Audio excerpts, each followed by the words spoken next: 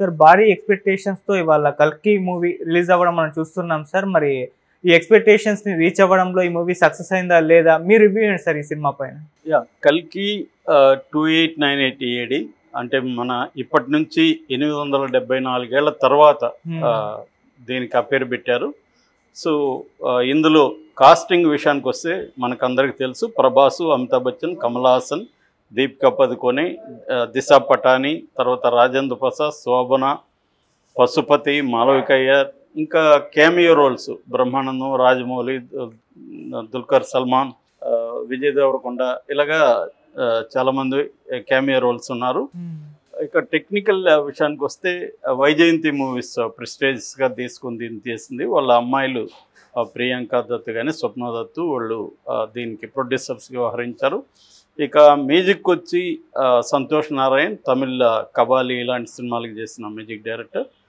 ఇక కెమెరామెన్ జోర్జే స్టోజిల్ జోవిచ్ అతని పేరు. అతను కొన్ని షార్ట్ ఫిల్మ్స్ అవి చేశాడు హాలీవుడ్లో, తనని తీసుకున్నారు.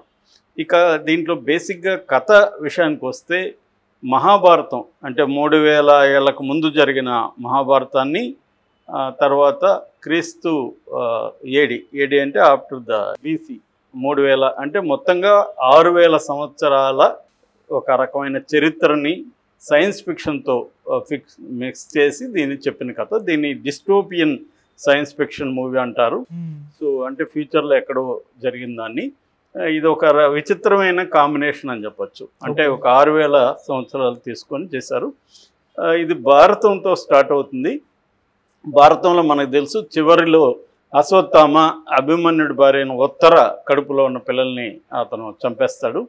సో దాని తర్వాత విష్ణువు అంటే కృష్ణుడు ఇతనికి ఒక శాపం పెడతాడు. సో రోగాలతో గాయాలతో అలా బతుకుతూ ఉండమని. సో అక్కడి నుంచి స్టార్ట్ అవుతుంది. బేసిక్గా కథ ఏంటంటే, సింపుల్గా చెప్పాలంటే, ఇది 2898 కాబట్టి అక్కడ ఆ టైంకి వచ్చేసరికి భూగోళం అంతా, భూప్రపంచం అంతా కూడా నాశనం అయిపోయి ఉంటుంది. సో కాశీ 3 నగరాలను తీసుకున్నాడు, కాశీ, శంబాల, కాంప్లెక్స్ అనేసి.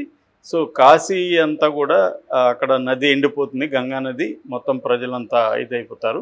దాని తర్వాత వీళ్ళందరూ ఒక సీక్రెట్ శరణార్థి నగరాన్ని ఏర్పరచుకుంటారు, అది శంబాల. అక్కడ వచ్చి అన్ని జాతుల ప్రజలు అక్కడ ఉండి ఈ కాంప్లెక్స్తో పోరాడతాం. కాంప్లెక్స్ అనేది ఏంటంటే ఈ భూమి మీద దొరకని అన్ని రకాల సౌకర్యాలను ఏర్పరచుకొని ఒక నగరాన్ని, యాస్కిన్ అనే కమల్ హాసన్ క్యారెక్టర్, యాస్కిన్ అక్కడ ఒక నగరాన్ని నిర్మించి ఎవరిని రానేయకుండా, ఇక్కడ నుంచి ఎవరిని అక్కడికి పోనేయకుండా కాశీ మీద ఈ నగరం ఉంటుంది. సో ఇప్పుడు ఏంటంటే ప్రజలకు ఈ నగరానికి వెళ్ళడానికి ప్రతి ఒక్కరు ట్రై చేస్తుంటే వాళ్ళు రానేయకుండా ఒక సైన్యం అదంతా సెటప్ ఉంటుంది. సో అల్ట్రా మోడర్న్ ఇవన్నీ వ్యవహారాలు ఉంటాయి, వాళ్ళు అడ్డుకుంటుంటారు. సో ఈ క్రమంలో కల్కి పుట్టి మళ్ళీ ఈ కలియుగాన్ని అంతం చేసి మళ్ళీ కృతయుగం, త్రేత, ద్వాపర, కలి, ఈ సీక్వెన్స్ 4 యుగాలు మళ్ళీ సైకిల్ పోతుంది. కలిని అంతం చేసి మళ్ళీ కృతయుగంలోకి తీసుకెళ్ళాలి. సో కల్కి అనే ఒక 10th ఇదన్నమాట అవతారం, విష్ణు యొక్క 10వ అవతారం కల్కి రాబోతున్నాడు అనేది. సో కల్కి ఎలా రక్షించాలి? ఇప్పుడు కల్కిని ఒక కడుపులో ఎవరు, సుమతి అనే ఆమె కడుపులో ఉంటాడు. సుమతి వచ్చి దీపికా పదుకొని. సో ఈ కల్కి వస్తున్నాడనే విషయం కమల్ హాసన్ క్యారెక్టర్ యాస్కిన్కి తెలుస్తుంది. సో ఆ సుప్రీం యాస్కిన్ ఏం చేస్తాడంటే కల్కిని చంపడానికి ఆమెను పట్టుకొని రావడానికి కొంతమందిని పంపిస్తారు. వీళ్ళు ఇక్కడ శంబాలలో ఉండే ఈ అశ్వత్థామ ప్రధానంగా ఆమెను శంబాలాకి తీసుకొచ్చి ఇక్కడ ప్రొటెక్షన్ ఇస్తాడు. సో ఎందుకంటే అశ్వత్థామ రోల్ ఏంటంటే కల్కిని సేవ్ చేసి కల్కి వచ్చే విధంగా చూసుకొని కల్కి ద్వారా ఈ ప్రపంచాన్ని మార్చడం అనేది అశ్వత్థామకు ఉండే టాస్క్. సో కల్కిని తను రక్షిస్తుంటాడు. అయితే ఇక్కడ Prabhas role important. Prabhas role ఏంటంటే అతను ఒక బౌంటీ హంటర్ అంటారు. బౌంటీ హంటర్ అంటే ఆల్రెడీ ప్రభాస్ ఇట్టాడిది మన పూరి జగన్నాథ్ సినిమాలో చేశాడు బౌంటీ హంటర్గా. బౌంటీ హంటర్ అనేది కాన్సెప్ట్ ఎక్కువగా హాలీవుడ్లో ఉంటుంది. అంటే ఎవరైనా చట్టం నుంచి తప్పించుకుంటే ప్రైవేట్గా బౌంటీ హంటర్స్ ఉంటారు, వీళ్ళు వెళ్ళి వాళ్ళని పట్టుకొని వచ్చి చట్టానికి డెడ్ ఆర్ అలైవ్ ఇస్తే వీళ్ళకి డబ్బులు ఇస్తారు. అటువంటి ఒక బౌంటీ హంటర్ క్యారెక్టర్ ఇతను గోల్ ఏంటంటే ఈ కాంప్లెక్స్లోకి వెళ్ళి సెటిల్ అయిపోదామని. అక్కడ అన్ని సౌకర్యాలు ఉంటాయి. అయితే దానికి 1 మిలియన్ యూనిట్స్ కావాలి. సో ఇప్పుడు ఏం చేస్తారంటే ఈ కాంప్లెక్స్లో ఉన్న సైన్యం ఏదైతే ఉంటారో దాని కమాండర్ ఎవరైతే ఉంటారో ఆ కమాండర్ ప్రభాస్కి ఒక ఆఫర్ ఇస్తాడు. నువ్వు కానీ ఆ సుమతిని కానీ పట్టుకురాగలిగితే నీకు మేము 1 మిలియన్ ఇస్తాము, నువ్వు కాంప్లెక్స్లోకి రావచ్చని. సో ఇప్పుడు ప్రభాస్ వెళ్ళి ఆ సుమతిని పట్టుకురావడానికి ట్రై చేస్తే అశ్వత్థామ దాన్ని అడ్డుకుంటాడు. సో వీళ్ళిద్దరి మధ్య ఫైట్ వ్యవహారం ఉంటుంది. సో ఇది బేసిక్గా. సో ఫైనల్గా ప్రభాస్లో ఏమైనా ట్రాన్స్ఫర్మేషన్ వచ్చిందా, ప్రభాస్కి భారతానికి సంబంధం ఉందా, సో ప్రభాస్ క్యారెక్టర్ ఎలా బిహేవ్ చేస్తుంది, దాని తర్వాత యాస్కిన్తో ఎలాంటి ఫైట్ ఉంటుంది, ఈ కలియుగం అంతమైందా లేదా, ఇవన్నీ మనం నెక్స్ట్ సినిమాలో చూడాలి. ఇది బేసిక్గా అయితే కథ. ఇది సింపుల్గా చెప్పుకోవాలంటే సింపుల్ స్టోరీ. అంటే దీన్ని కాంప్లెక్స్గా ఉంటుంది కానీ బేసిక్గా సింపుల్. అంటే మనకి ప్రెమైజ్ అంటాం కదా, ఈ ప్రెమైజ్ అర్థమైతే మూడు నగరాలు, ఒకటి శిథిల్ నగరం, ఒకటి శరణార్థి నగరం, 3 వచ్చి అడ్వాన్స్డ్ నగరం. ఈ అడ్వాన్స్డ్ నగరం వాళ్ళు విలన్ లాగా మిగతా ప్రజల్ని అడ్డుకుంటుంటే వీళ్ళు ఎలా అక్కడికి వెళ్ళాలనుకున్నారు. కల్కిని కాపాడుకోవడం అనేది వీళ్ళ కర్తవ్యం. కల్కిని నాశనం చేయాలనేది కమల్ హాసన్ క్యారెక్టర్ ధ్యేయం. ఈ మధ్యలో ఏం జరిగిందనేది బేసిక్గా స్టోరీ. ఓకే. అయితే ఇది 3 గంటలు తీసుకున్నారు. స్క్రీన్ ప్లే పరంగా చూసుకున్నప్పుడు మనకి ఫస్ట్ హాఫ్లంతా కూడా ఎక్కువగా క్యారెక్టర్ ఇంట్రడక్షన్స్, ప్లాట్, కథని అర్థం చేయించడానికి ప్రయత్నించడం, ఈ క్యామియో రోల్స్ వస్తూ ఉండడం, ఈ సెటప్ అంతా ఫస్ట్ హాఫ్లో ఉంటుంది. అందుకని ఫస్ట్ హాఫ్లో అక్కడక్కడ ఫన్ వర్కౌట్ అయింది, బట్ చాలా స్లోగా ఉంటుంది, మనకి కన్ఫ్యూజ్గా ఉంటుంది. ఎందుకంటే 4-5 పాయింట్లలో అటు ఇటు జంపింగ్ ఉంటుంది స్క్రీన్ ప్లే, ఒక లీనియర్గా వెళ్ళదు. అందువల్ల ఏం జరుగుతుందరా ఇదని ఒక్కొక్కసారి జుట్టుబుక్కిన కైండ్ ఆఫ్ మూమెంట్స్ ఉంటాయి, ఒక్కోసారి ఆవులింతలు వచ్చే పరిస్థితి ఉంటుంది. అక్కడక్కడ క్యామియోస్ వచ్చి కొంత ఫన్ జనరేట్ చేశారు. వాళ్ళు వచ్చి ఇంట్రడక్టరీ వాళ్ళు వచ్చినప్పుడు మాత్రం ఇంట్రెస్టింగ్ ఉంది. అట్లాగే ప్రభాస్ ఇంట్రడక్షన్ కూడా చాలా బాగుంది. సో ఫస్ట్ హాఫ్లో అక్కడక్కడ కొన్ని మూమెంట్స్ బాగున్నా కానీ ఓవరాల్గా తీసుకున్నప్పుడు కొంత బోరింగ్గాను, స్లోగాను ఏం జరుగుతుంది అన్న కన్ఫ్యూజన్ అయితే ఫస్ట్ హాఫ్లో స్క్రీన్ ప్లేలో ఉంది. అదే పెద్ద మైనస్ ఈ సినిమాకి.